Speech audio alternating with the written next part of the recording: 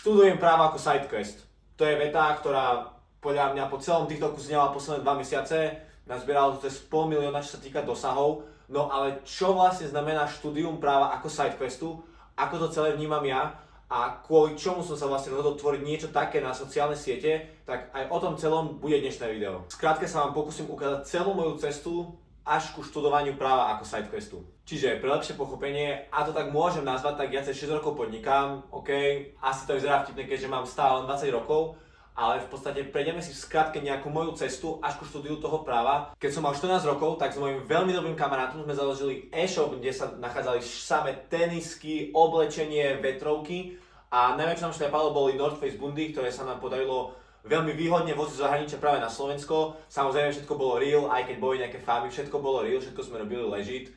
Tak to bola nejaký taký úplne úvod, kedy sme si oťukali nejaké tie, aké je to podnikať, aké je to možno zarobiť prvé peniaze, aké je to prejebať prvé peniaze, takže áno, my v podstate všetko, čo sme zarobili, sme v podstate obratom hneď minuli, lebo mali sme 14 rokov. Toto obdobie bolo obdobie, kedy ešte nejaký resell nebol mainstreamom, nebolo to bežné a už sme začali vnímať, že je to už niečo, čo už sa stáva bežným, už tie veci boli oveľa dostupnejšie, boli oveľa lacnejšie, nedokázali sme cenou až tak konkurovať, tak som ja osobne začal pokúkovať po niečom lepšom, niečom možno výhodnejšom, niečom, v čom by som sa viac videl.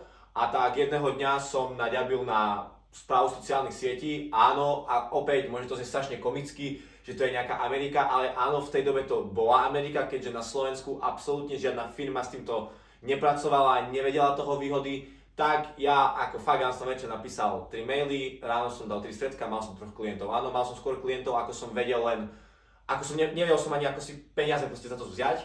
A išiel som točiť prvé video ešte skôr, ako som vedel, ako sa nejaké video striha. Áno, takže to bola nejaká taká tá úvodná cesta, úvodné oťukávačky a to boli nejaké možno aj prvé kroky k tomu, čomu sa aktuálne venujem. Toto všetko sa v podstate dialo ešte predtým, ako bol nejaký veľký boom so sociálnymi sieťami a takisto ako s tým e-shopom, dovolím si povedať, že sme trošku predikovali trend a boli sme tam skôr a na základe toho sa nám podarilo celkom slušne zarobiť. Nepôjdem vo všetkom úplne do detailov, lebo by sme tu nasedeli extrémne dlho, ale čo sa týka mňa a mojej osoby a vzťahu k právu, tak ja som v podstate už od malička, teda od nejakej základnej školy, mal v hlave jasnú víziu, že chcem študovať právo, aj keď ako boli tam nejaké náznaky toho, že by som niečo študovať, alebo by som išiel na niečo iné, tak stále som nejako hlboko žil v tom, že chcem študovať právo.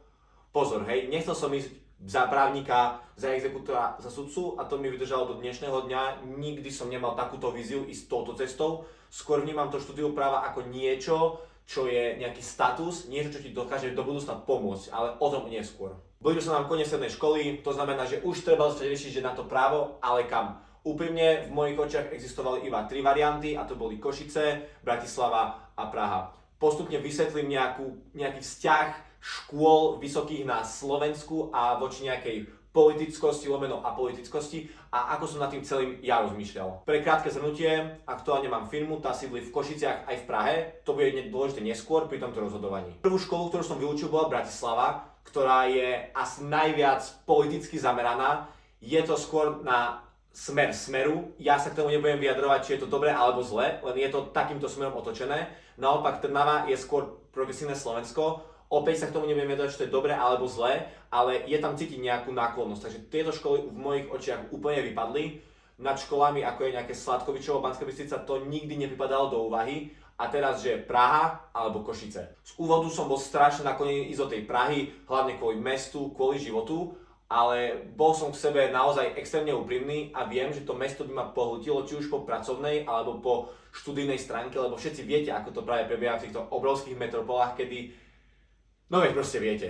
Ďalšia nevýhoda Prahy bola to, že nebol som a do dnešného dňa nie som presvedčený, že by som v Prahe chcel žiť, chcel by som sa tam nejako dlhodobejšie pohybovať a aj kvôli tomu mi nedávalo zmysel ísť ako Slovákovi študovať české právo. Je to proste nejaká krajina, ktorá nie je môjim domovom a nejako by ma tam nutila sa viazať, lebo skončíte medicínu, môžete to praktikovať hoci kde vo svete, ale to právo primárne praktikujete to, v ktorej krajine ste ho vyštudovali, tak radšej budem študovať to svoje národné právo. No, ako som nad tým uvažoval? To znamená, Košice mi pripadajú ako najvhodnejšie riešenie pre strašne veľa študentov, lebo je to najviac apolitická škola. Celkovo ten študijný systém je tam vhodne nastavený, nehovorím, že správne, ale najvhodnejšie, ak to porovnám so všetkými inými školami po celom Slovensku. A zároveň dáva študentom možnosť rozvíjať svoje ďalšie projekty, ako napríklad my sme prišli so startupom, ktorý má práve pomáhať takýmto inštitúciám, ktoré sú verejnoprávne, ale zároveň aj súkromnému sektoru. A práve je škola tá, ktorá nám dáva tú možnosť na tom nejako pracovať, testovať a posúvať to opäť ďalej. Takže opäť je to škola, ktorá podporuje aj študentov ako takých a nezameriava sa iba vyloženie na to, že právo a týmto končí nejaké zastaralé techniky. Takže naozaj, aj by som si dovolil povedať, že Košická fakulta práva je možno najviac open-minded, čo sa týka všetkých fakult na Slovensku. Teraz celkovo vysvetlím, kvôli čomu študujem právo ako sidequest, ale preto potrebujete pochopiť aj nejaké moju backstory, čo sa týka podnikania. Takže v podstate už nejakým 4. rokom ranujeme marketingovú agentúru s mojím kolegom Honzom, to je ten môj český partner. Ako som spomínal, máme jednu časť firmy v Prahe, jednu časť v Košiciach, tu máme 2 base, zabezpečujeme celé Československo. To, aké služby tejto veci, to asi do toho veľmi nebudem zachádzať, ale je to firma, ktorú ranujeme 4 roky. No a teraz, je to extrémny záhul času. Áno, nebudeme si klamať, je to akože 24/7 robota, nie je to prechádzka už za radou skoro nikdy. Naša robota častokrát obnáša na cestovanie po celom Československu, natáčania produkcie, to znamená, že časovo som nejako limitovaný a mal som extrémne obavy, aké to bude, keď práve začne tá vysoká škola. Opäť budem tam extrémne úprimný. Po prvom týždni som si myslel, že toto absolútne nie je pre mňa, že končím, lebo som bol hodený do nejakého systému, do nejakého kolosu, kde mi nikto s ničím nepomohol, nikto mi nič nepovedal, nikoho som tam nepoznal, nemal som tam žiadne prepojenie na niekoho, kto by mi ukázal čo a ako. A aj to je jedna z motivácií, na základe ktorých pracujeme na startupe, ktorý by práve takýmto študentom pomohol, ktorí sú vhodení do systému a stane sa v tom nejako plávať a nájsť aspoň nejaké východisko. Ja som nevedel sa poriadne ani na predmety prihlásiť a nevedel som ani, že sa treba na nejaké predmety prihlasovať, áno, takže až takéto nejaké zmetenie som pociťoval. Absolútne sa netajím tým, že mám ambície v nejakej ďalekejšej budúcnosti vstúpiť do politiky a myslím si, že aj táto celková moja myšlienka do hĺbky vystihuje to, že kvôli čomu ja študujem to právo.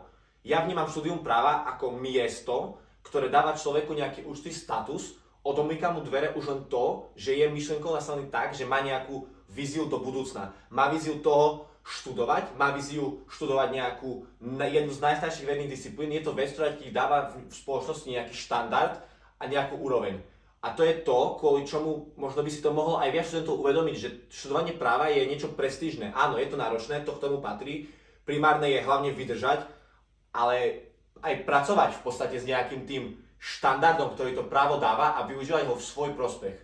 Mne osobne to, že iba študujem právo, otvorilo už toľko dverí, že ak to porovnám, koľko som do toho času zainvestoval a koľko mi to vrátilo, tak za mňa je to vhodná investícia.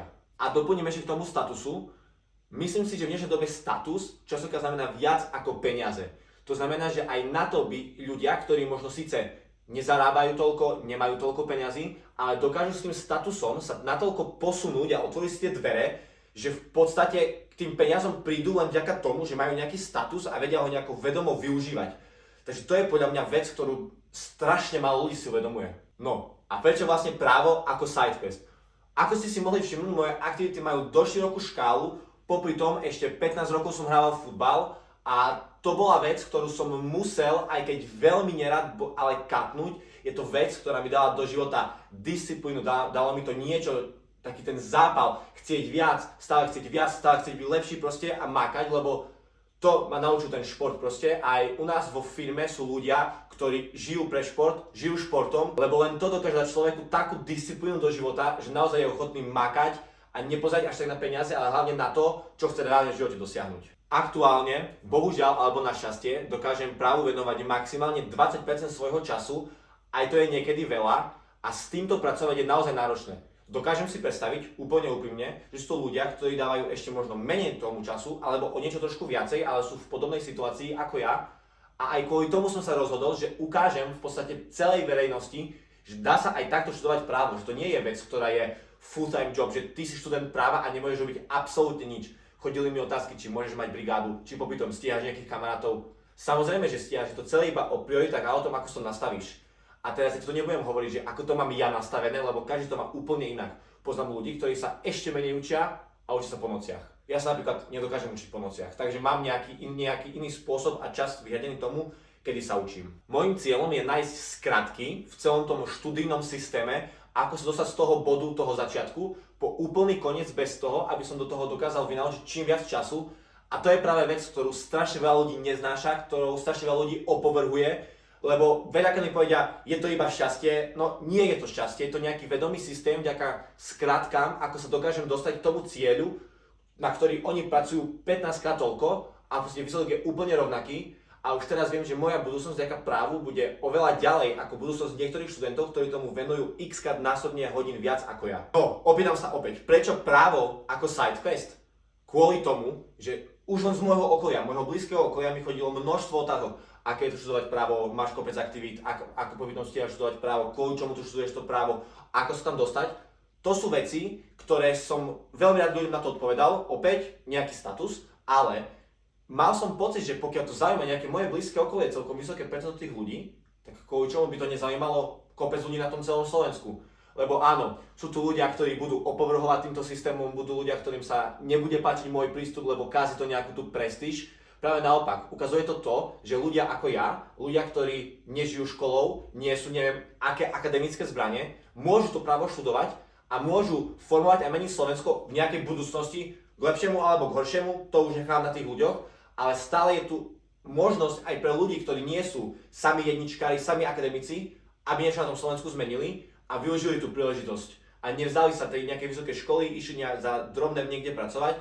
A namiesto toho to trošku hecnú, nájdu tie skratky, v tom vytvoria si systém a vďaka tomu dokážu na tej škole reálne uspieť. No, ale kvôli čomu vzniká celé toto video, už dlhšie sa pohrávam s nejakou myšlienkou, že by som začal točiť nejaké vlogy, či už daily vlogy, alebo nejaké z viacerého dlhšieho obdobia. A chcel by som vám ukázať, že aké je to v podstate študovať to právo ako side quest a popri tom mať strašne veľa aktivít. Lebo práve ľudia ako ja, a možno ľudia práve ako ty, sú od toho odrázaní, od toho štúdia, či už práva, alebo inej nejakej ťažšej vysokej školy, len kvôli tomu, že majú strašne veľa aktivít pomimo a v očiach iných ľudí nevyzerajú, že by dokázali zvládnuť celé to štúdium popri ešte ich všetkých aktivitách okolo toho.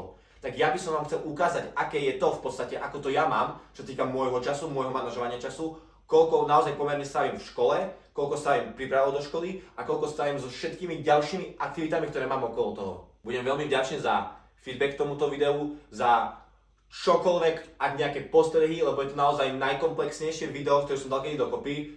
Budem vám úprimný, scéna na toto video sa mi vymazal, keď som letel, takže som to musel celé ešte raz prepisovať, neviem ako je to možné, ale myslím, že tento scénar som ešte o niečo viac vypimpil, aby som zachytil naozaj všetky veci.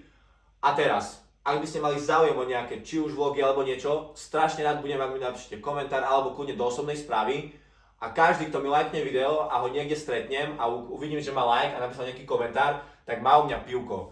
Tak ja vám ďakujem krásne za pozorenie tohto videa a budem ešte raz vďačný za feedback. Ďakujem. Ahojte a nezabudnite študovať právo ako side quest.